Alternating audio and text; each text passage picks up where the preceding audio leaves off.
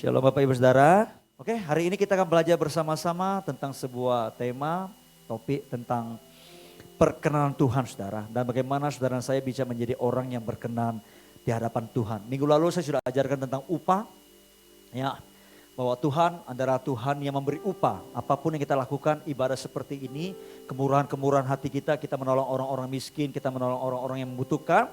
Ya, kita melayani pekerjaan Tuhan, kita menopang, mendukung pekerjaan Tuhan, kita menyambut hamba Tuhan, memberkati hamba Tuhan. Bahkan apapun itu saudara, setiap profesi pekerjaan kita, sekecil apapun, sebesar apapun, semuanya itu ada upahnya yang Tuhan akan berikan buat hidup kita. Dan upah itu Tuhan sediakan bukan hanya di bumi, tapi juga di surga. Ya, karena itu saya berkata, mari kita sama-sama berlomba untuk mengumpulkan upah kita, harta kita di surga, saudara.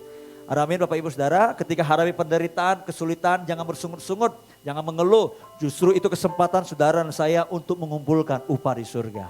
Amin. Kalau ada suamimu, ada istrimu yang bikin jengkel, ada temanmu, sahabatmu, atau mungkin orang yang saudara mungkin pernah dikecewakan, pernah mengecewakan saudara. Ya, tetap berbuat baik kepada orang-orang yang doakan. Disitulah kita mengumpulkan harta kita di surga. Dan saya percaya kalau kita menerapkan semua apa yang Tuhan firmankan, tentu itu baik buat hidup kita. Hidup kita makin akan diubah menjadi hidup yang berkenan kepada Tuhan. Dan hari ini kita akan belajar bagaimana kita mendapatkan perkenanan itu. Tapi sebelumnya kita buka dulu 2 Korintus pasal ke-6 ayat 1 sampai ayat ke-2. Ini nasihat dari Paulus, Roh Kudus ilhamkan untuk dituliskan buat setiap orang-orang percaya. Dan hari ini ketika kita membacanya, saya berharap saudara dan saya bisa menangkap pengertiannya dengan benar. Ya, Paulus berkata begini, sebagai teman-teman sekerja, kami menasihatkan kamu supaya kamu jangan membuat menjadi sia-sia kasih karunia Allah yang telah kamu terima. Sebab Allah berfirman, pada waktu aku berkenan, aku akan mendengarkan engkau, dan pada waktu aku menyelamatkan, aku akan menolong engkau. Sesungguhnya waktu ini adalah waktu perkenan itu. Sesungguhnya hari ini adalah hari penyelamatan itu. Saudara harus tahu bahwa ketika Tuhan berfirman, ya, pada waktu aku berkenan, aku mendengar. Itu artinya ada waktu dia tidak berkenan dalam kehidupan kita. Perkenanan kita dengan Tuhan, Tuhan terhadap kita saudara, itu adalah sebuah usaha dari kita, bagaimana kita mau hidup seturut dengan kehendak Tuhan. Perkenanan Tuhan dengan kasih Tuhan itu tidak bisa dipisahkan, tapi berbeda satu dengan lainnya. Misalnya gini, saya berikan analogi pada saudara. Saya mengasihi anak-anak saya mengasihi kita semua, ya. Tapi tidak semua mendapatkan perkenanan saya. Orang yang mendapat perkenanan saya adalah orang yang mungkin bisa masuk ke dalam kehidupan saya secara privasi, dia boleh masuk kamar saya. Dia mungkin boleh pegang tab saya, iPad saya, dia boleh mungkin tahu nomor PIN HP ATM saya. Kenapa? Karena dia berkenan. Seperti itu saudara. Kalau kasih, tentu Allah mengasihi kita semua dan saya mengasihi saudara semua. Seperti itu, ya. Nah, saudara pada baik, Tuhan tidak membeda-bedakan orang dalam memberi berkat, katakan amin. Ya. Namun kalau kita ingin menjadi orang yang mendapatkan perkeranannya, maka saudara dan saya mesti ada usaha untuk kita hidup seperti yang dia mau saudara. Perkenanan itu menunjukkan suatu waktu atau musim saudara. Ya, nah perkenanan itu berasal dari kata kenan. Dalam bahasa Indonesia mempunyai arti saudara, setuju. Merasa suka, ya, mengizinkan dengan senang hati, sudi, diterima, dikabulkan. Ya, jadi perkenanan itu begitu luar biasa saudara. Nah, karena tadi saya katakan perkenanan itu mengenai waktu atau musim saudara. Nah, kita tahu dalam kehidupan manusia selalu ada dua jenis waktu. Ada waktu kronos, waktunya manusia seperti kita ini hari Minggu tanggal 16, hari ini sudah jam 9:54. Itu waktu kronos. Ya, tapi ada waktu yang berjalan di dalam ruangnya Tuhan. Waktunya Tuhan saudara, ya. Nah, waktu itu disebut waktu perkenanan saudara. Jadi kalau Tuhan berkenan, itu artinya Tuhan setuju. Tuhan suka, Tuhan izinkan dengan senang hati buat hidup kita. Ketika waktu perkenanan itu datang dalam kehidupan kita, maka Tuhan akan membuat kita mengalami Sesuatu yang luar biasa. Ada ketenangan, ada damai sejahtera, saudara. Jadi waktu kita mendengarkan kata perkenanan saudara, itu artinya Tuhan sedang mendengarkan doa kita. Nah, kita berkata, pada waktu aku berkenan, aku akan mendengarkan engkau. Dan pada hari aku menyelamatkan, aku akan menolong engkau. Artinya apa? Tuhan berkenan atas kehidupan kita, maka dia akan menolong kita keluar dari setiap persoalan pergumulan yang ada. Ada amin? Mungkin boleh dikecilkan sedikit AC-nya. Saya lihat sudah mulai agak kedinginan. Haleluya. Nah, karena itu perkenan Tuhan sangat penting buat kehidupan kita. Kenapa? Mari kita buka Pengkhotbah 2 ayat yang ke 22 mulai. Saya akan baca kepada saudara. Apakah faedahnya yang diperoleh manusia dari segala usaha yang dilakukannya dengan jerih payah di bawah matahari dan dari keinginan hatinya? Seluruh hidupnya penuh kesedihan dan pekerjaannya penuh kesusahan hati. Bahkan pada malam hari hatinya tidak tentram. Ini pun sia-sia. 24. Tak ada yang lebih baik bagi manusia daripada makan dan minum dan bersenang-senang dalam jerih payahnya. Aku menyadari bahwa ini pun dari tangan Allah. Karena siapa dapat makan dan merasakan kenikmatan di luar dia, karena kepada orang yang dikenannya ia mengaruniakan hikmat, pengetahuan dan kesukaan. Tetapi orang berdosa ditugaskannya untuk menghimpun dan menimbun sesuatu yang kemudian harus diberikannya kepada orang yang dikenan Allah. Ini pun kesia-siaan dan usaha menjaring angin. Saudara, lihat kalau hidup kita berkenan, saudara. Ternyata Alkitab berkata ada orang-orang tertentu yang ditugaskan untuk menimbun, menghimpun. Tapi nanti itu diberikan kepada orang yang dikenan. Luar biasa ya. Artinya kehidupan kita tanpa ada usaha pun, maksudnya untuk memperoleh sesuatu itu yang kita harapkan. Tapi Tuhan timbun itu lewat orang lain dan diberikan kepada kita. Ya, tapi ini tidak berlaku untuk semua sisi kehidupan, saudara ya.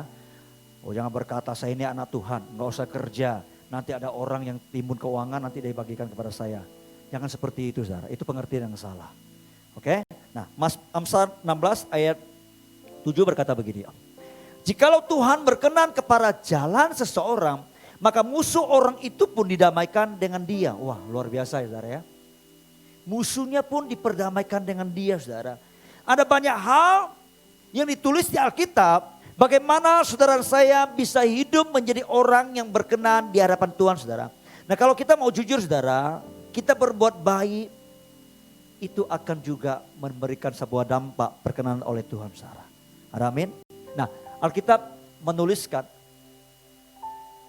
hanya 2 pribadi yang dikatakan berkenan kepada Allah. Yang pertama di Perjanjian Baru ada pribadi yang bernama Yesus.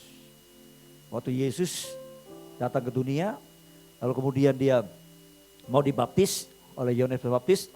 Ketika dia masuk ke dalam air, kemudian keluar, tiba-tiba langit terbuka, lalu kemudian ada burung merpati turun, hinggap di atasnya, saudara. Lalu dikatakan terdengar suara dari surga.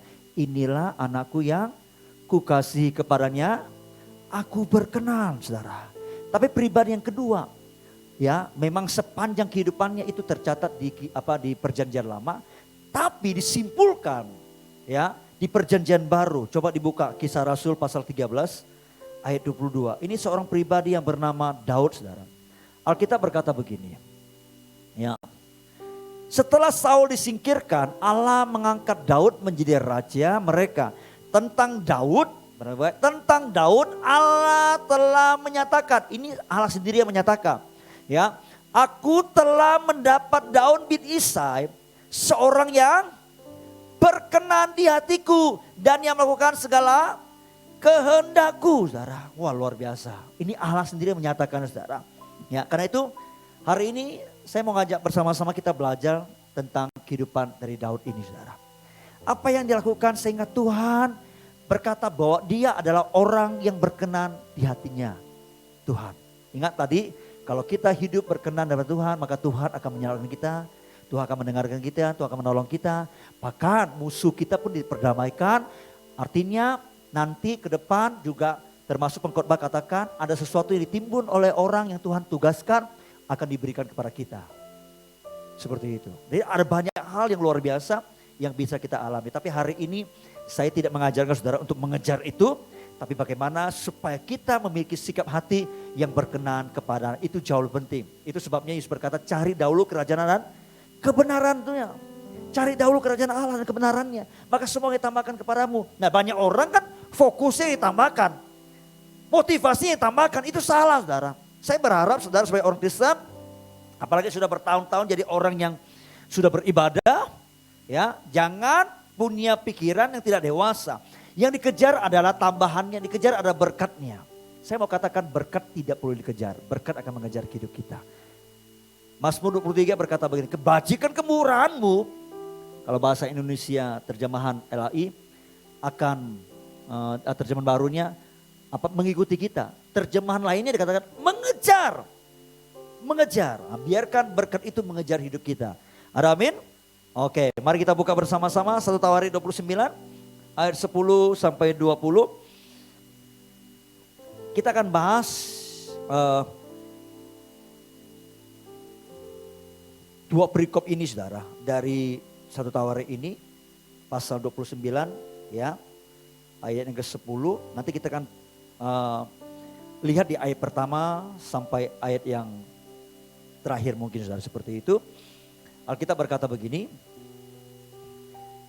Ayat 10 mulai saya akan bacakan buat saudara. Nyanyian pujian Daud. Nah, tadi kita sudah seperti Daud menari, memuji, menyembah Tuhan. Ya. Nah, hari ini kita akan melihat bagaimana kita bisa berkenan kepada Tuhan lewat apa yang Alkitab tuliskan tentang Daud di perikop ini saudara. Lalu Daud memuji Tuhan di depan segenap jemaat itu. Berkatalah Daud, terpujilah engkau ya Tuhan, Allahnya Bapa kami Israel, dari selama-lamanya sampai selama-lamanya. Ya Tuhan punya mula kebesaran dan kejayaan, kehormatan, kemasyuran dan keagungan. Ya segala-galanya yang ada di langit dan di bumi. Ya Tuhan punya mula kerajaan dan engkau yang tertinggi. Itu melebihi segala-galanya sebagai kepala. Sebab kekayaan kemuliaan berasal daripadamu. Dan engkaulah yang berkuasa atas segala-galanya. Dalam tanganmu lah kekuatan dan kejayaan. Dalam tanganmu lah kuasa membesarkan dan mengokohkan segala-galanya.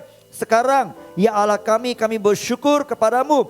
Dan memuji namamu yang agung itu. Sebab siapakah aku ini dan siapakah bangsaku sehingga kami mampu memberikan persembahan sukarela seperti ini. Sebab daripada mula segala-galanya dan dari tangan mula sendiri persembahan yang kami berikan kepadamu. Sebab kami adalah orang asing di hadapanmu dan pendatang dan orang pendatang sama seperti semua nenek moyang kami. Sebagai bayang-bayang hari-hari kami di atas bumi dan tidak ada harapan. Ya Tuhan Allah kami, segala kelimpahan bahan-bahan yang kami sediakan ini untuk mendirikan bagimu rumah bagi namamu yang kudus adalah dari tanganmu sendiri dan punya mula segala-galanya. Aku tahu ya Allahku bahwa engkau adalah penguji hati dan berkenan kepada keikhlasan.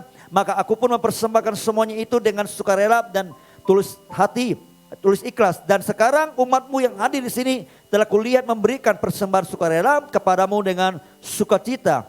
Ya Tuhan Allah Abraham, Ishak dan Israel, Bapa-bapa kami, peliharalah untuk selama-lamanya kecenderungan hati umatmu ini, yang demikian ini, dan tetaplah tujukan hati mereka kepadamu dan kepada Salomo anakku, berikanlah hati yang tulus sehingga ia berpegang pada segala perintahmu dan peringatanmu dan ketetapanmu, melakukan segala-galanya dan mendirikan bait yang persiapannya telah kulakukan. Ayat 20. Kemudian berkatalah Daud kepada segenap jemaat itu, pujilah kiranya Tuhan Allahmu. Maka segenap jemaat itu memuji Tuhan Allah nenek moyang mereka. Kemudian mereka berlutut dan sujud kepada Tuhan dan kepada Raja. Dari ayat yang kita baca ini sebenarnya ada banyak makna yang tersirat saudara.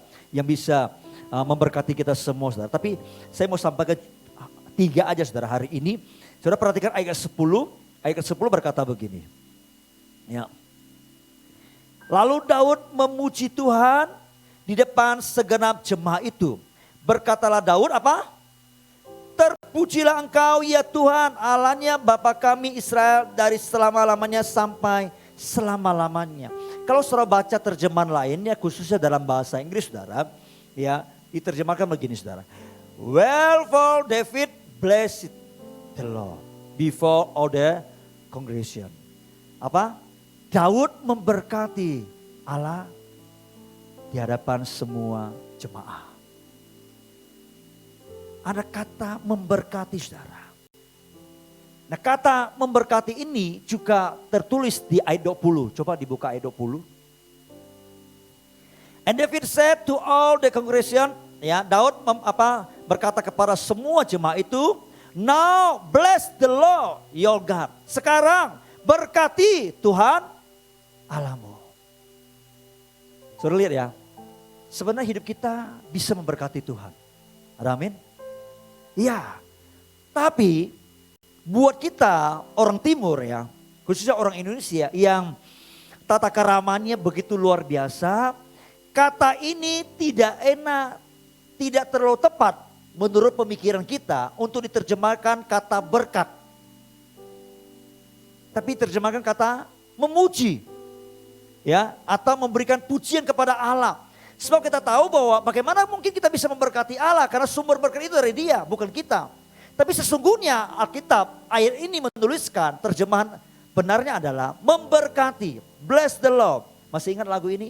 Bless the Lord, oh my soul. Oh my soul.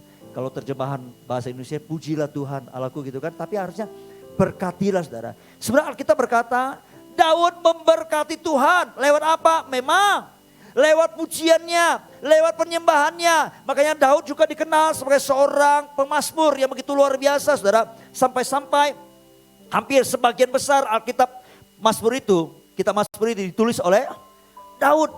Banyak gubahan-gubahan lagu yang keluar dari kehidupan Daud yang terinspirasi hubungan dengan Tuhan. Dan itu juga melahirkan ada banyak lagu-lagu pujian penyembahan yang ada sampai sekarang ini, saudara. Juga inspirasi dari kitab Mazmur ini, saudara. Nah, Daud berkata begini dalam Mazmur 22 ayat 4. Bahwa Allah itu hadir bersemayam di atas pujian setiap orang-orang Israel. Jadi saya berharap ketika saudara memahami ini, mengerti bahwa Allah itu hadir di setiap pujian penyembahan kita, saudara mesti serius memuji menyembah Tuhan. Amin. Jangan memuji Tuhan sambil lalu, jangan memuji Tuhan tanpa pengertian yang benar. Ya, hanya sekedar slogan mulut aja. Engkau baik, baiknya apa ya? Gitu kan? Tapi kalau kita punya pemahaman ya, engkau baik, oh iya ya. Kemarin dia tolong aku hampir kecelakaan. Ya kalau tidak mungkin kaki udah patah sekarang. Tapi karena dia menolongku, kebaikannya begitu luar biasa. Begitu kita berkata Tuhan engkau baik, itu langsung loh ada alasannya. Dan itu begitu kita ucapkan, pikir, jiwa kita, mulut kita selaras. Itu powerful sekali, saudara. Jadi karena itu saya mau katakan, kalau kita memuji Tuhan, kita menyembah Tuhan, jangan kebiasaan. Kita harus punya alasannya. Amin. Kita harus punya alasannya. Alasan itu akan menguatkan motivasi kita kenapa kita memuji Tuhan. Seperti itu, saudara. Ya, nah, Daud dia berkenan kepada Tuhan. Pujian penyembahannya begitu luar biasa. Pertanyaannya, apa yang membuat pujiannya, penyembahannya dari seorang yang bernama Daud ini bisa memberkati Tuhan? Pujian penyembahan yang seperti apakah yang bisa mendatangkan perkenan Tuhan, yang bisa memberkati Tuhan? Apakah sadar kalau Daud itu mengangkat tangan, memuji, menari-nari, melompat-lompat seperti itu sudah pasti memberkati Tuhan? Atau apakah Daud memberikan pujiannya, penyembahannya memang dari kehidupannya sendiri, saudara? Menurut saya, pujian penyembahan yang bisa memberkati Tuhan adalah pujian penyembahan yang keluar dari kehidupan orang yang bersangkutan. Bukan karena dia hafal gini, bukan karena suaranya bagus, betul ya? Iya, karena Allah dia cuma kirim satu malaikat aja, suaranya sudah melebihi semua suara di manusia di dunia ini, saudara. Tidak ada yang bisa bertahan tinggi.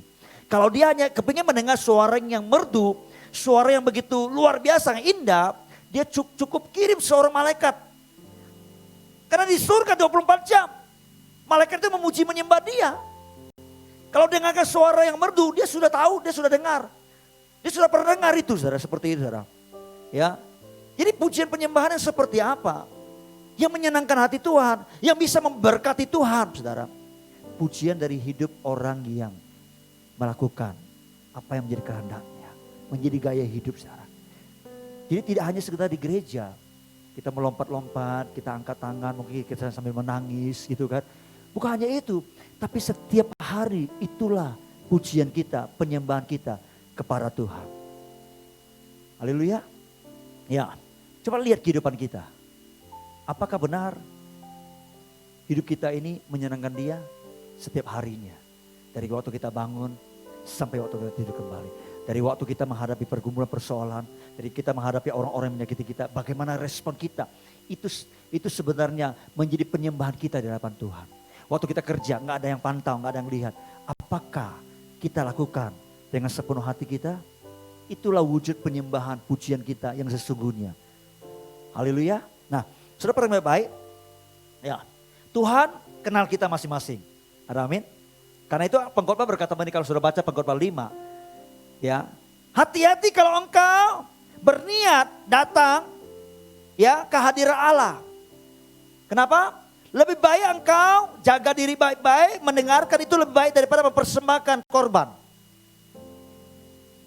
Mesti hati-hati kita dengan Tuhan. Menghormatinya. Sebab kenapa? Ada banyak orang Kristen, yang penting saya hadir di gereja, yang penting saya sudah doa. Tapi tidak ada respek yang benar dengan Tuhan saudara. Nah Tuhan sekali lagi kenal kita semua. Kalau pujian penyembahan yang diberikan oleh orang-orang yang hidupnya tidak sesuai dengan apa yang dinyanyikan saudara. Saya mau katakan itu orang yang munafik. Haleluya. Kalau orang munafik pasti hidupnya tidak sesuai dengan apa yang dikatakan, apa yang diucapkan, apa yang dilakukan saudara. Nah kalau orang seperti itu saudara pasti pujian penyembahannya pasti tidak bisa memberkati Tuhan saudara. Saya berikan contoh analoginya dalam kehidupan kita sehari-hari. Saudara misalnya saudara punya perusahaan nih, saudara adalah bos pemimpin. Tentu saudara ingin karyawan saudara atau orang-orang yang kerja sama saudara itu kan kerja dengan terbaik, punya kinerja yang baik, betul ya? Kalau saudara sebagai kepala sekolah, saudara ingin guru-guru saudara pasti punya kinerja yang baik, ya, punya minimal semua murid yang diajar itu pintar-pintar dan naik kelas, tidak ada yang ketinggalan seperti itu. Ya, atau saudara mungkin pemilik sebuah kantor perusahaan, saudara pasti ingin semua karyawan di bawah saudara pasti kerja dengan tekun, dengan rajin saudara. Misalnya, karena saudara nggak bisa memantau mereka 24 jam atau 8 jam di kantor, ya kan? Entah apa yang mereka kerjakan, seperti itu. Ya, akhirnya apa ini saudara? Saudara coba pasang CCTV kan, gitu kan? Supaya saudara dimanapun saudara bisa lihat dengan HP. Ini orang kerja atau tidak ya? Ya kan? Ngerumpi atau sungguh-sungguh kerja? Atau waktunya di kantor itu dihabisin semua untuk main HP, main Facebook, main IG gitu kan. Seperti itu. Atau tidur. Ya kan? Supaya saudara bisa melihat orang-orang itu. Saudara pasang CCTV saudara. Ya. Nah, satu kali saudara lihat dari rumah, saudara gak masuk kantor. Ada satu karyawan, ya datang terlambat. Ya, pulang paling cepat. Kalau di kantor, ya saudara lihat dia habiskan waktu, ya pokoknya sepertinya sibuk, tapi semuanya tidak ada hasilnya. Main game di komputer, di laptop seperti itu saudara. Ya, saudara pantau sehari, 2 hari, 3 hari seperti itu. Seminggu seperti itu saudara. Saudara berkata ini orang ini kalau tidak dikasih SP nggak bisa ini. Ya kan? Nah, saudara datanglah ke kantor saudara, kumpulkan semua karyawan saudara. Saudara briefing gitu kan. Biasanya kalau sebagai pemimpin saudara briefing kan, apa-apa yang mau dikerjakan, rencana acara ke depan seperti itu. Saudara mungkin saudara ngomong gini, saya itu mau tanya dengan jujur kalian semua, karena saya sudah anggap kalian adalah orang yang sangat berjasa buat saya, buat perusahaan ini, buat organisasi kita ini. Ya, nah saya mau tanya, kira-kira menurut kalian kalau saya di mata kalian itu seperti apa? Oh tiba-tiba yang saudara tahu orang itu kalau kerja ngercos terus gitu kan, habiskan waktu, ya kan. Dia berkata, Pak, saya jawab, Pak, oke, kamu. Menurut kamu itu saya itu bagi kamu seperti apa? Oh, Bapak itu bos yang baik. Ya, kenapa saya bos yang baik? Iya, Bapak itu ramah. Bapak tidak pernah tahan gaji kami. Bapak sering memberikan apresiasi. Ya, kalau Bapak sering keluar kota, Bapak sering memberikan oleh-oleh untuk kami. Seperti Bapak itu bos yang baik lah, seperti itu, saudara. Saudara tahu ini karyawan ini, ya dia ngomong apa? Dia sedang menjilat saudara kan, gitu kan? Betul nggak? Betul nggak? Dia sedang menjilat saudara. Saya percaya kalau saudara adalah bos yang baik, bos yang tidak hanya suka dipuji seperti itu, ya. Saya percaya waktu Anda mendengarkan karyawan Anda ngomong seperti itu, memberikan jawaban bahwa Anda adalah bos yang baik, penuh perhatian kepada bawahan. Kalau ketemu sama bawahan, saudara ramah, memberikan senyuman, bahkan memberikan oleh-oleh seperti itu, ya. Tapi saudara tahu ini orang kalau kerja suka ngeyer, habiskan waktu untuk main game, main Facebook kan seperti itu. Waktu meeting, waktu briefing, dia berkata, Anda bos yang baik, bos yang penuh dengan kemurahan hati, penuh dengan kepedulian, penuh dengan perhatian. Memang Anda adalah bos yang baik, itu gak bisa dipungkiri. Anda adalah bos yang murah hati, Anda adalah bos yang penuh dengan perhatian. Tapi kira-kira sikap saudara terhadap karyawan ini, saudara naikkan gajinya, atau saudara potong, atau kasih SP, pecat dia tanpa hormat. Loh, saudara senyum-senyum. Kenapa? Karena saudara mengerti di mana letak kesalahannya. Yang diucapkannya tidak sama dengan perbuatannya. Bagi bos yang baik, bagi bos yang benar, yang tidak gila hormat, dia akan betul-betul kecewa dan mungkin marah terhadap sikap yang dibuat oleh karyawan yang seperti ini, saudara. Betul nggak? Halo? Hal yang sama juga yang Tuhan minta dalam kehidupan saudara dan saya sebagai anak-anaknya. Kita tidak hanya sekedar beribadah, memuji, menyembah Tuhan. Kenapa? Yang akan saya baik-baik karena Tuhan tahu dengan pasti bagaimana kehidupan kita. Amin. Alkitab berkata mata Tuhan ada di segala tempat. Ia mengawasi setiap pribadi kita. Saya perlu jujur dengan saudara, saya khotbahkan ini bukan ditujukan bahwa saya sudah sempurna. 2 hari yang lalu saya sama istri ke mall cari sandal, karena sandal saya sudah koyak, sudah melebar gitu kan. Mumpung ada diskon kan 17-an kan, kepingin juga cari baju-baju seperti ini, ternyata gak dijual di mall ya. Beli di mana ibu-ibu? Ya, gak ada di mall. Ya. Nah waktu masuk mall kan ada satpamnya kan, kasih termogan. Saya pakai masker, cuma saya pakainya begini. Saya baru keluar mobil, saya nggak tutup ke hidung, saya tutup ke mulut aja. Jadi gitu kan, saya scan, dia berkata pakai maskernya. Saya sudah pakai masker gitu kan, saya sudah pakai masker. Ya pakai maskernya katanya gitu kan. Saya noleh dia, saya sudah pakai masker. Ya. Akhirnya saya masuk ruangan disinfektan, keluar sama istri, saya kata, pakai masker itu tutup ke hidung. Tapi saya berdalih, saya kan nggak ngomong sama orang. Justru kalau orang sama ngomong saya hirup. Ya kalau saya begini ngomong gitu kan, cuma hanya di mulut keluar gitu kan. Seperti artinya saya nggak menular. Tapi itu hanya sebuah kemunafikan saya. Istri saya berkata, pakai masker yang benar begini. Ada jiwa kesombongan. Ditegur, diingatkan, tapi tidak mau terima, saudara. Karena kita ngalami seperti itu ya. Ya, kemarin Sabtu sebelum doa fajar saya bangun, Tuhan ingatkan.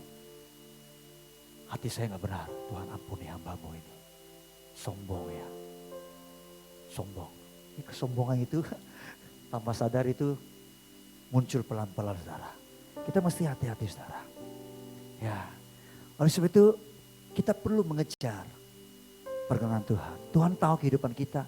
Kalau Tuhan singkapkan atau orang lain ingatkan, kita mesti jujur. Jangan pertahankan kesombongan kita. Karena itu kan merusak hidup kita. Amin? Iya. perkenan Tuhan, kita harus kejar itu saudara. Sehingga kehidupan kita bisa menjadi berkat bagi Allah. Apalagi ketika kita datang ke gereja memuji menyembah Tuhan. Ya, setiap pujian penyembahan kita naikkan oleh Tuhan. Biarkan itu Tuhan bersuka. Biarkan itu firman Tuhan berkata, manis dia dengar, indah dia dalam pendengaran saudara. Saya percaya perkenan itu dimulai dari hati kita. Amin. Karena Allah selalu tertarik di hati kita. Ketimbang yang di luar. Bukan suara kita yang indah. Bukan gerakan tarian kita yang begitu hebat, bukan permainan kita yang begitu luar biasa. Tapi dari sikap hati kita, itu yang Tuhan kepingin. Dan itu Tuhan tertarik di situ, saudara. Sekali lagi, Tuhan tertarik yang ada di dalam hati daripada yang di luar. Amin. Sama-sama ucapkan dengan saya, Tuhan lebih tertarik di dalam hati saya ketimbang yang di luar. Haleluya. Nah, karena itu ada 3 sikap hati yang saudara dan saya harus miliki, saudara. Yang pertama, kita buka 1 Tawarik 29 ini ayat pertama, saudara. Kita lihat apa yang Daud lakukan, saudara. Bagaimana sikap hatinya, saudara. Ini yang pertama, saudara ya. Kalau kita memiliki ini, saya percaya kita akan memiliki perkenan daripada Tuhan. Saudara. Berkatalah Raja Daud kepada segenap jemaat itu, Salomo anakku yang satu-satunya dipilih Allah adalah masih muda dan kurang berpengalaman, sedang pekerjaan ini bersahab. Sebab bukanlah untuk manusia bait itu, melainkan untuk Tuhan Allah.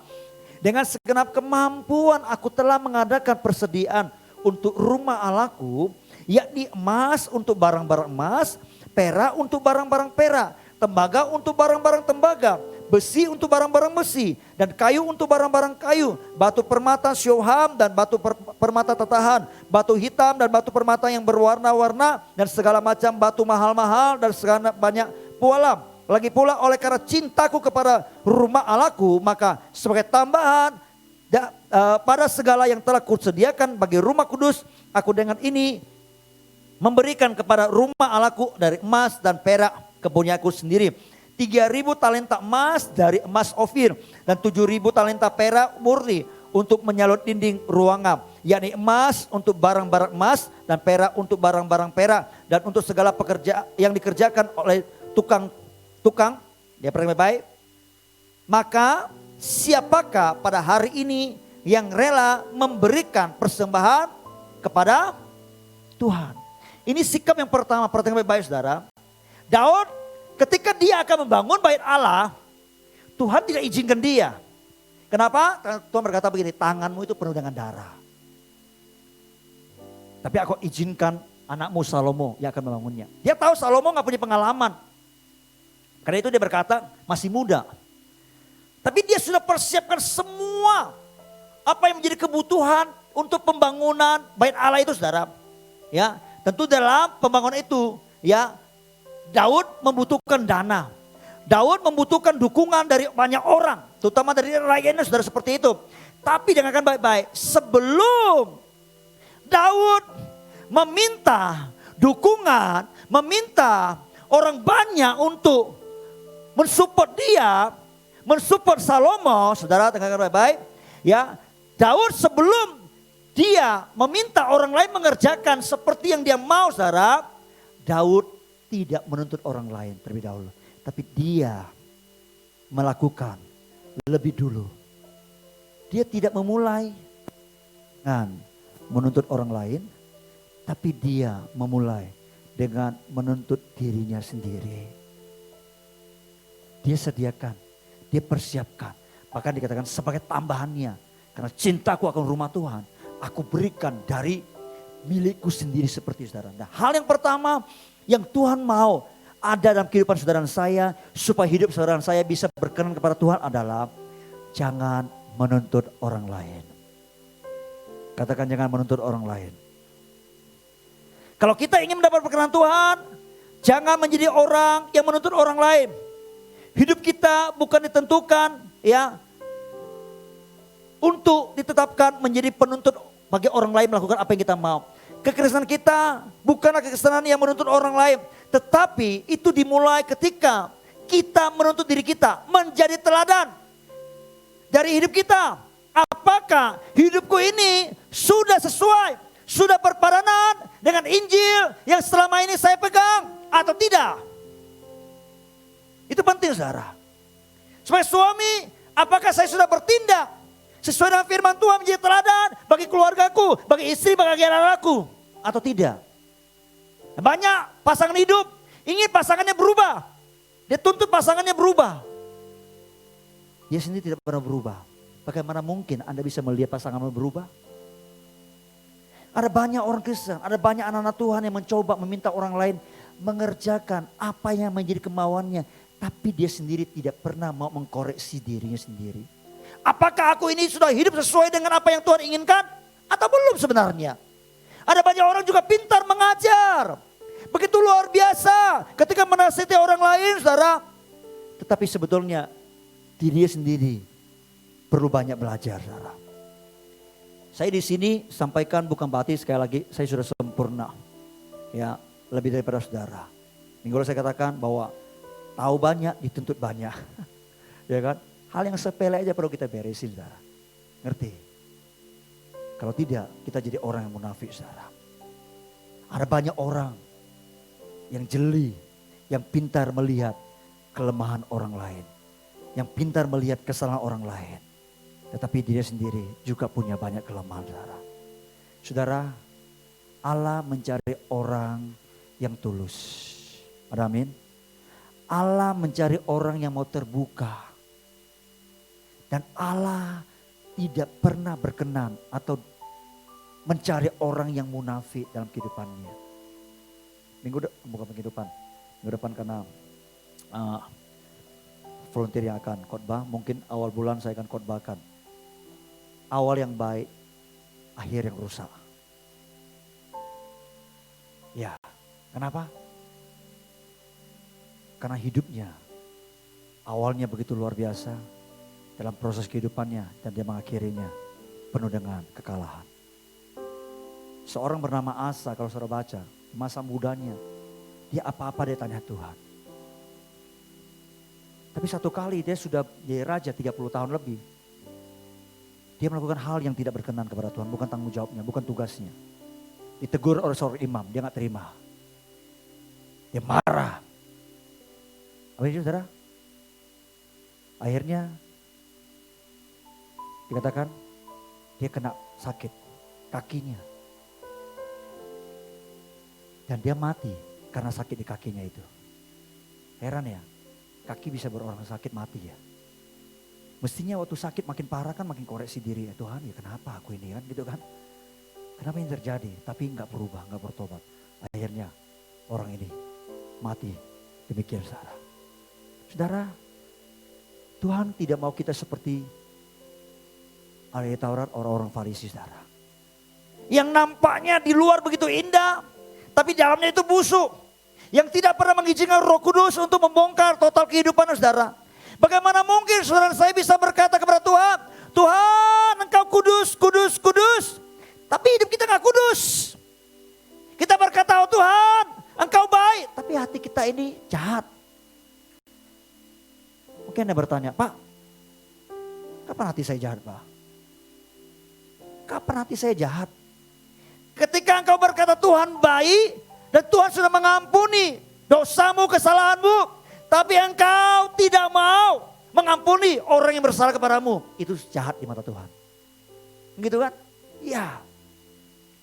Bagaimana mungkin pujian penyembahan kita yang begitu luar biasa merdunya saudara. Bisa memberkati Tuhan.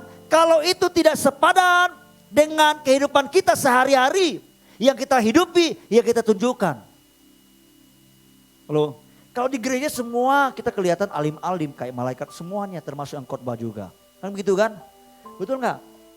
Saudara kalau mau tanya kehidupan saya tanya staff full time. Saya pribadi yang tidak jaim. Kalau saya hari-hari biasa saya pakai celana pendek, pakai kaos oblong.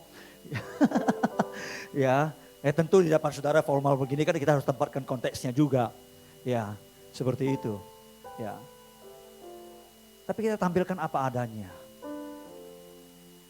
Tapi yang di luar belum tentu menampilkan yang di dalam. Betul ya? Iya, karena ini bisa dikemas, bisa dipermak. Seperti itu saudara. Ya. Daud, dia bisa berkenan kepada Tuhan. Sehingga pujiannya, sehingga penyembahannya bisa memberkati Tuhan saudara. Karena dia memiliki sikap hati yang luar biasa. Dia berikan contoh dulu dalam kehidupannya saudara. Dia jadikan teladan dulu. Baru dia mengajak orang lain untuk mengikuti kehidupannya saudara. Kalau saudara baca di ayat pertama sampai kelima saudara. Itu Alkitab menjelaskan bahwa Daud itu memberikan dulu apa yang dia punya. Bukan karena dia sebagai raja loh saudara. Tapi dari pribadinya saudara. Dia persembahkan dulu saudara. Dia persembahkan dulu, kalau lebih rincinya itu di ayat 14 dikatakan begini. Semua yang kupunya ini daripada engkau. Dia persembahkan saudara. Baru di ayat kelima dikatakan. Maka siapakah pada hari ini yang rela memberikan persembahan kepada Tuhan? Luar biasa ini ya. Dia lakukan dulu, baru dia ngajak orang lain. Itu baru powerful. Ya enggak? Ya. Saya berharap saudara, dalam kehidupan kita mesti menjadi teladan dulu, contoh dulu. Amin. Jangan banyak ngomong hal-hal yang gembar-gembor, tapi kita tidak melakukannya. Karena itu munafik. Ingat, minggu lalu saya ajarkan kalau hal-hal yang kita lakukan yang tidak berkenan, kemungkinan besar itu juga bisa mengurangi upah kita kan. Ya kan? Iya, hati-hati saudara. Buka Matius 7. Ayat 1 sampai ke 5. Jangan kamu menghakimi supaya kamu tidak dihakimi. Karena dengan penghakiman yang kamu pakai untuk menghakimi, kamu akan dihakimi. Dan ukuran yang kamu pakai untuk mengukur akan diukurkan kepadamu. Mengapakah engkau melihat selumbar di mata saudaramu, sedangkan balok di dalam matamu tidak engkau ketahui? Bagaimanakah engkau dapat berkata kepada saudaramu, biarlah aku mengeluarkan selumbar itu dari matamu, padahal ada balok di dalam matamu. Hai orang munafik, keluarkanlah dahulu balok dari matamu, maka engkau akan melihat dengan jelas untuk mengeluarkan selumbar itu dari mata saudaramu. Saya pernah sampaikan kepada saudara beberapa tahun yang lalu. Satu analogi contoh, bagaimana orang-orang yang hidup dalam kemunafikan. Ya, kita tahu sekarang kalau gereja-gereja ya punya video syutingnya kayak kita gitu kan. Kalau kita nggak syuting saudara, syuting depan aja gitu kan. Ya, nah satu kali ada seorang hamba Tuhan, ya dia ibadah pertengahan minggu, mungkin ibadah doa mungkin seperti itu. Ya, kalau ibadah doa biasa yang datang ya segelintir, nggak banyak orang, kecuali KKR gitu kan. Ya, kalau yang datang itu pasti kelihatan sungguh-sungguh kan, betul nggak? Ya namanya pasti ibadah pertengahan minggu, orang pasti memberikan waktu, kalau orang sudah memberikan waktu pasti dia sangat menghargai waktu itu. Ya kan? Nah akhirnya saudara, ketika ibadah itu dimulai saudara, orang lain pada kusuk berdoa, memuji menyembah Tuhan. Tapi hamba Tuhan itu ketika berdiri atas mimbar, dia melihat dari jauh kejauhan, ini orang ini kok kenapa gak bisa diam gitu kan. Kasak kusuk seperti itu ya kan. Ya kadang dia ngomong sama temannya, dulu kan masih boleh dekat-dekat itu kan. Nggak tahu apa yang dibicarakan, hutang yang belum bayar atau arisan yang belum diterima seperti itu saudara. Ya. Lalu, nah karena dia sering melihat seperti itu, orang ini terus-menerus lakukan seperti itu saudara. Ya, lalu saudara, dia panggil tukang kameranya saudara. Dia berkata nanti ya waktu doa, kamu lihat saya kasih aba-aba, ya. Kalau saya angkat tangan ya, ngarah ke sana, saya minta kamu hadapkan kameramu ke sana gitu kan. Seperti saudara tahu, kan biasanya kalau kamera itu di shoot gitu kan muncul di layar kan gitu kan. Apalagi yang sudah LED kan, TV gede itu kan. Ya kan. Begitu di shoot kan orang bisa lihat kan di sana seperti apa. Ya kan. Saudara tahu jadi? Ya kan. Tiba-tiba hamba Tuhan itu sudah naik atas mimbar. Dia beri aba-aba. Dia lihat itu orang itu ngobrol terus seperti itu. Dia langsung angkat tangannya, diarahkan. Kamera langsung kan arahkan ke sana. Shoot, kelihatan gitu kan. Orang yang ngobrol-ngobrol tiba-tiba lihat mukanya, wajahnya ada di layar. Tiba-tiba,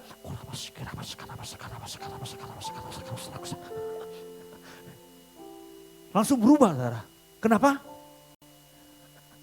Karena dia melihat ada orang lihat dia. Ya kan? Kalau enggak ada orang perhatikan dia pasti ngobrol terus.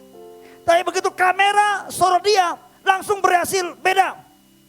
Sepertinya sangat rohani saudara. Kok bisa berubah? Karena dia lihat kamera diarahkan ke depannya saudara. Berubah langsung saudara. Paling saleh, paling suci, paling rohani. Munafik enggak? Munafik. Ya kan baik-baik. Bagaimana dengan saudara saya? Seringkali tanpa sadar saudara saya seperti itu. Kita itu direkam kameranya Tuhan, CCTV Tuhan 24 jam non-stop. Haleluya. Walaupun tadi saya katakan di mall itu gak ada yang lihat saya cuma isi sama satpam itu. Mungkin dia juga tidak terlalu gubris dengan saya, dia hanya ingatkan saya. Tapi hati saya ada sebuah luapan yang kesombongan muncul. Ya. Yang ngerti kan kita sendiri dengan Tuhan. Tapi seringkali kita ini mengabaikannya. Saudara saya harus tahu kita berbuat apapun. Bapa di surga tahu. Dengan kamera manusia aja kita ketakutan luar biasa. Betul gak? Iya. Karena itu saya katakan nanti di surga itu terang benderang. Kita layak dapat apa? Bahkan maaf kata. Orang yang dibuang ke neraka pun dia nggak bisa protes. Karena dia sadar memang dia layak dapat itu. Otomatis.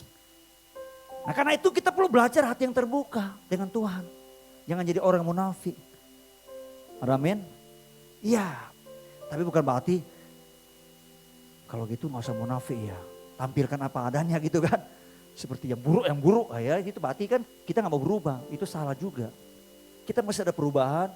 Baru kemudian kita bisa menjadi contoh bagi orang lain saudara. Amin. Jangan nuntut orang lain, jangan nuntut suamimu, jangan nuntut istrimu, jangan nuntut orang tuamu atau anakmu.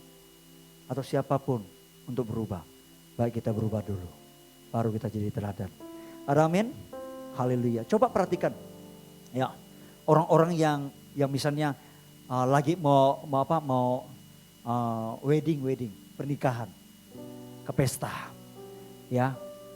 Atau apalagi keluarganya, apalagi pengantinnya. Pasti dia akan tampilkan yang terbaik, betul enggak? Dia tampil yang excellent.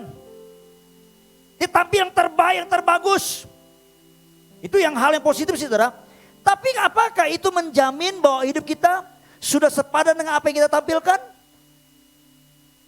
Tuhan berkata, buang dulu balok di matamu. Baru engkau bisa keluarkan selembar dari mata orang lain saudara. Haleluya. Satu kali ada sepasang suami istri yang datang kepada seorang pendeta konseling. Keluarga ini sudah hampir mengalami perceraian. Ya. Sudah nggak seperti nggak ada jalan keluar. Lalu kemudian waktu konseling, ya didengarlah pendeta itu dengar. Oke, sudah tahu kan pendeta sudah ada kesimpulan, minta hikmat dari Tuhan. Lalu kemudian pendeta itu berkata begini, saya sudah beri kesempatan untuk kamu sebagai istri dan kamu sebagai suami bicara. Ya, saya sudah mendengar semuanya itu. Kemudian pendeta itu langsung berkata begini, dia menatap suaminya. Bapak, maukah Bapak dan istri Bapak hubungan kalian dipulihkan? Jawabannya apa? Hah? Gak mau? Pasti mau lah kan ketemu pendeta. Ya, kalau mereka gak mau, gak mungkin ketemu pendeta. Hancur-hancur gitu kan. Artinya mereka mau dipulihkan. Mereka mau dibaharui seperti itu. Ya. Lalu kemudian pendeta berkata begini, mau enggak saya minta kamu lakukan sesuatu? Ya, apa itu Pak Pendeta? Pendeta berkata begini, kamu berikan waktu, ya posisikan dirimu sebagai istrimu. Ya, si suami menatap pendeta. Maksudmu apa Pak Pendeta? Saya hanya ingin Anda mengambil kesempatan 1 hari aja. Tinggal di rumah sepanjang hari, ngurus ketiga anakmu, cuci baju, buang sampah, masak, bangun pagi-pagi siapin semua sarapan untuk anakmu seperti itu. Ya, Nah, saya minta Anda ketika bersihkan rumah, cuci piring, memasak, mengepel, lalu menyetrikakan baju seperti itu. Jangan lupa ganti popok bayimu yang kecil itu. Tolong nanti kalau HP bunyi, tolong angkat dengan segera tapi jawab dengan sopan. Ya, jangan lupa juga pergi belanja bahan-bahan makanan, kebutuhan sehari-hari itu seperti itu. Ya, nanti saat istri Anda pulang, jam 5, seperti engkau pulang jam 5, tolong berdiri di depan pintu dengan senyum dan menyambut istrimu itu. Halo Hani, ya ingat dengan senyum. Lalu kemudian jangan lupa tanyakan, Hani mau makan apa hari ini? Saya siapin kopi dulu ya, sambil mandi dulu saya siapin kopi, seperti itu. Ya. Suaminya berkata apa? Dia lihat pendeta itu. Anda gila Pak Pendeta. Mustahil itu dilakukan. Apanya yang mustahil kata pendeta? Saya cuma minta Anda lakukan sama 1 hari aja. Tidak melakukan sepanjang minggu, berhari-hari atau berbulan-bulan. Dan apa yang terjadi saudara? Konseling itu bubar. Kenapa? Karena si suami menolak menempati posisi istrinya. Sudah mengerti? Ternyata selama ini si suami terlalu banyak menuntut istrinya. Perfect. Seperti itu saudara. Begitu dia disuruh posisikan seperti itu, dia gak bisa terima, gak bisa lakukan. Loh, kita cenderung seringkali menuntut menghakimi orang lain. Karena kita tidak tahu posisi kehidupannya seperti apa. Kecuali kita bisa melihat dari sudut pandang berbeda. Kita ada di dalam diri orang itu. Kita ngerti perasaannya, kita ngerti pikirannya. Apa yang sedang dialami seperti itu saudara. Kalau tidak, justru kebanyakan kita akan menghakimi. Betul ya? Ya. Hati-hati saudara. Perlu kita belajar di situ. Ya. Bapak ibu saudara yang mungkin profesi apapun, misalnya perawat, dokter, ya kan? Saya pernah katakan dulu, ada banyak perawat, ada dokter yang tidak punya empati dengan pasiennya. Karena setiap hari itu sudah biasa dengan penyakit, dengan kematian, kan gitu kan? Seperti itu. Ya, kalau pasien perlu apa-apa, nggak terlalu digubris. Tapi hari-hari ini saya melihat ada banyak perubahan. Ya, di rumah sakit pemerintah banyak perubahan. Ya, swasta juga banyak perubahan. Dulu, ya, saya melihat cuek sekali saudara seperti itu. Saudara. Apalagi itu kita tahu itu kelas 3. Dicuekin seperti itu saudara. Ya, nah saya mau katakan, ayo perlakukan semua orang seperti kita ingin diperlakukan. Amin. Sama seperti polisi juga. Ya kan? Iya. Yang suka razia-razia. Ya kan? Saya sering lihat di video, di upload. Memang gak ada tugas untuk razia, memang cari can. Akhirnya masyarakat sekarang diizinkan kan untuk bisa, itu memang tidak semua polisi seperti itu. Sekarang rata-rata polisi sudah bagus, sudah baik. Sudah baik. Seperti, tapi memang tetap ada lah. Janganlah polisi. Hamba Tuhan juga ada oknumnya. Ya kan? Ada. Seperti itu saudara. Ya, nah, saya mau katakan, ayo kita belajar prinsip ini saudara. Saudara sebagai jemaat juga harus tahu. Ya, mestinya saudara sebagai jemaat diberi kesempatan untuk berdiri di atas mimbar, untuk berkhotbah, mengajarkan, menyampaikan khotbah yang menghibur, yang menguatkan, yang membangkitkan. Bukan khotbah yang membosankan. Tiap minggu. Mesti diberi kesempatan kan? Betul nggak? Halo? Karena saudara belum menyadari bagaimana persiapan khotbah itu seperti apa. Banyak tema, banyak firman, tapi belum tentu setelah di hati untuk disampaikan. Saya setiap hari kalau mesbah fajar, Tuhan besok apa yang mau disampaikan ya? Banyak sih catatan, banyak firman, banyak. Tapi mana yang keluar di hati Tuhan? Mana yang kau mau sampaikan? Tolonglah berikan aku pengertian, beri aku pemahaman, beri aku pewahyuan. Kalau tidak, kalau aku sampaikan itu seperti tong kosong bunyi nyarinya. Hanya knowledge saja. Gak gampang saudara.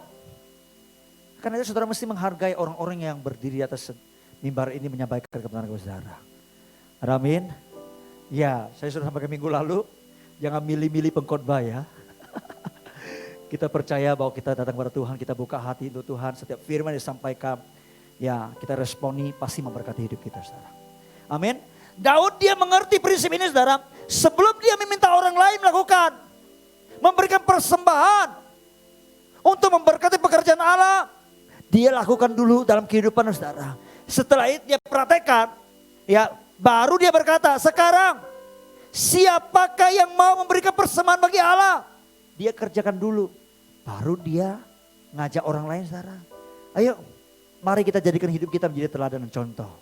Amin. Jangan nuntut ini, nuntut itu seperti itu, saudara. Ya, jangan belajar menghakimi orang lain. Itu bukan bagian kita. Memang kita harus menegur kalau ada teman, keluarga atau siapapun yang salah. Tapi bukan jangan cara menghakimi. Ada amin Bapak Ibu Saudara? Biarlah hidup kita didapati terlebih dahulu. Apakah aku ini sudah hidup benar, berkenan di hadapan Allah. Jangan menasihati keluarga orang lain kalau keluargamu masih seperti itu. Kalau Anda sebagai istri atau sebagai suami masih seperti itu, Anda tidak berhak menasihati orang lain seperti itu. Kenapa? Karena Anda sendiri tidak jadi contoh. Kecuali Anda sudah berusaha memang untuk lihat mungkin pasangan hidup susah berubah, tapi Anda sudah bertindak. Ya Anda punya powerful di sana untuk bisa mengajar, bisa menasihati. Karena Anda sudah melakukannya. Anda berkata, iya gak apa-apa hadapi suami yang begini, saya lebih parah. Gitu kan. Tapi Anda harus menang, sama seperti saya sudah menang. Saya yang sudah gak terlalu, kalau suami lakukan begini, saya gak terlalu sakit hati lagi. Kecewa, Anda kecewa sebagai manusia. Tapi aku sudah mengampuni dia, aku sudah menerima dia. Haleluya, amin. Jadi hal yang pertama yang membuat hidup Daud berkenan, pujiannya, penyembahannya, memberkati Tuhan Allah adalah karena dia memberikan teladan dalam hidupnya. Bukan sebaliknya menuntut orang lain salah. Haleluya, sama-sama katakan, saya harus menjadi teladan. Haleluya. Ini baru poin pertama, sudah hampir jam 11. Hal yang kedua saudara, hal yang kedua. Kita buka dengan cepat. Ayat yang ke-20, 1 Tawarikh 29 ayat 20.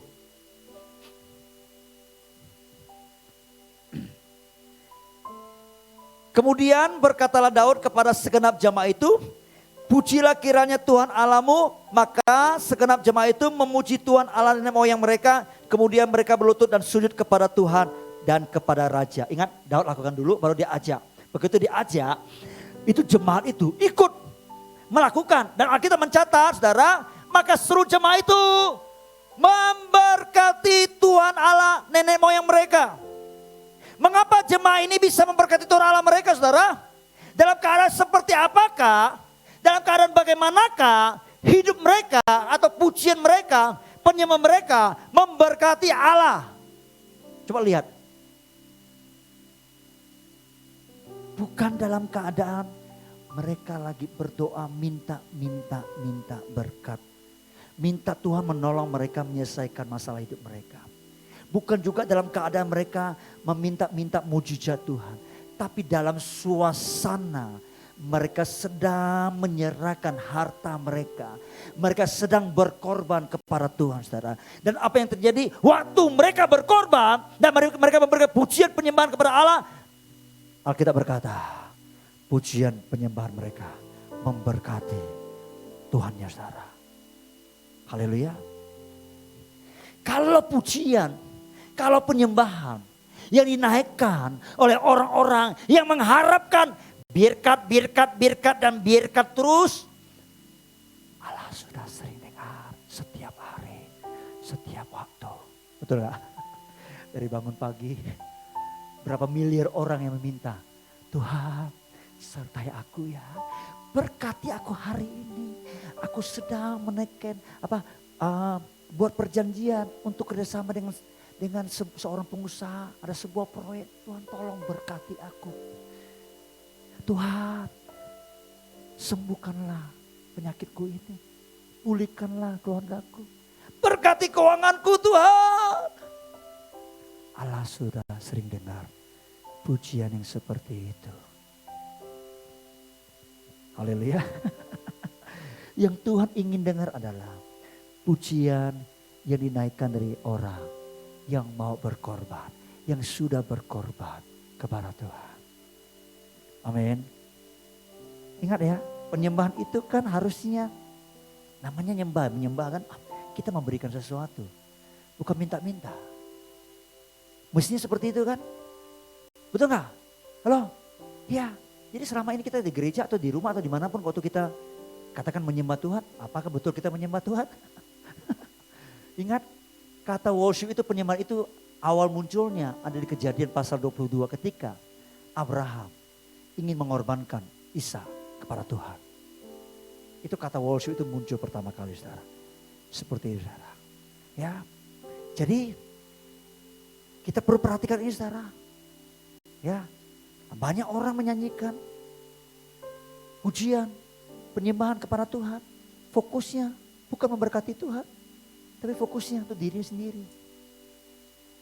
Untuk kepentingan diri sendiri. Betul nggak? Ya kan?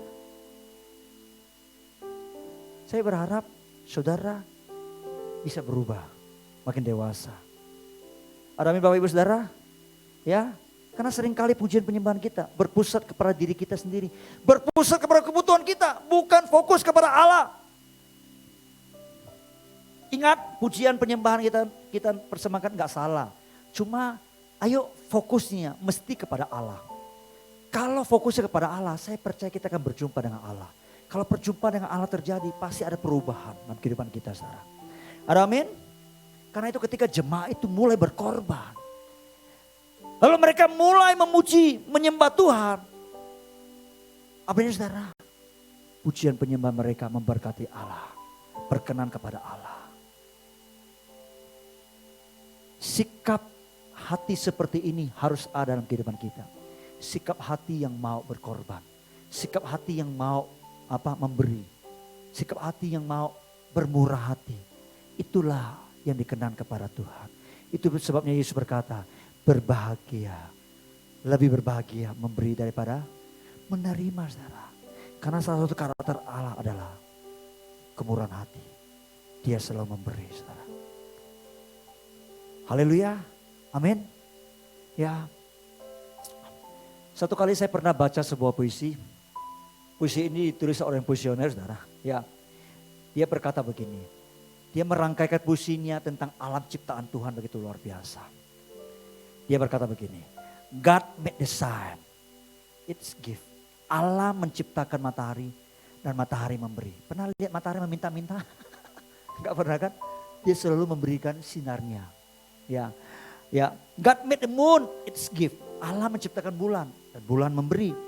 God made the star, bintang-bintang, they give, mereka memberi. God makes the air, udara, it's gift, mereka memberi.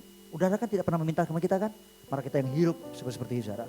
Ya, terus katakan, God made the sea, laut, it's gift. Ya, God made the trees, pohon-pohon, they give. But terakhir ini, powerful sekali pernyataannya. When God made the man, ketika Allah membuat atau menciptakan manusia, He asks. Manusia meminta. Semua ciptaan yang lain memberi. Tetapi ciptaan yang paling sempurna, begitu diciptakan, itu meminta. Meminta. Begitu lahir, jangankan lahir dalam perut sudah meminta-minta. Diperhatikan. Begitu lahir, sudah minta. Betul gak? Iya. Itulah manusia sekarang. Kemarin kita pergi ke mall itu kan, kita lihat biasa diskon-diskon kan. Biasa diskon-diskon kan disukai oleh para ibu-ibu, betul ya ibu? Yang namanya diskon, yang namanya potong harga, ya semua orang suka.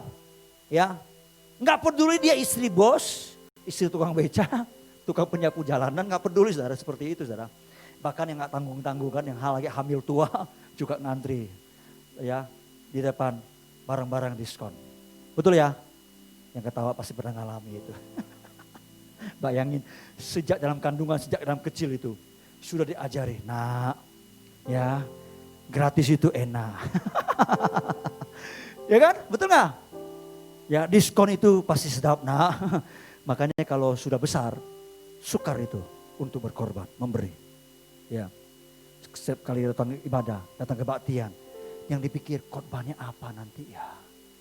Ya, bukan yang dipikir, saya mau beri apa untuk Tuhan ya. Ya kan, mudah-mudahan kalau tanya lupa nanti. Ya, hati-hati saudara. Kalau kita hanya meminta-minta, menerima-terima seperti saudara, itu akan berbahaya bagi hidup kita. Kita akan seperti laut mati. Karena kita tidak pernah menyalurkan saudara. Haleluya. Belajar, ayo punya sikap hati yang mau berkorban. Punya sikap hati yang mau memberi, bermurah hati. Amin. Yang terakhir saudara. Ayat 18, terakhir. Dikata begini.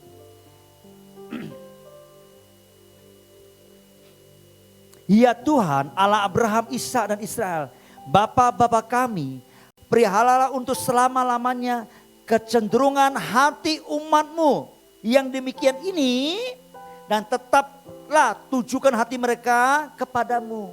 Ya, hati yang seperti apa kecenderungannya? Hati yang mau berkorban, hati yang mau memberi. Tapi terjemahan lainnya bagus sekali saudara. Jika begini dalam bahasa Inggrisnya.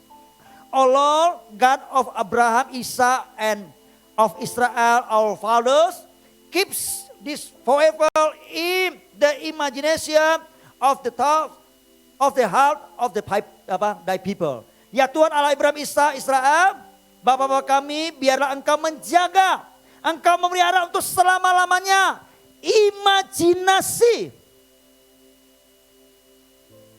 dari setiap umatmu. Daud berkata, pelihara untuk selama-lamanya imajinasi umatmu ini. Saudara tahu apa itu imajinasi? Tahu? Itu konsep, cara berpikir.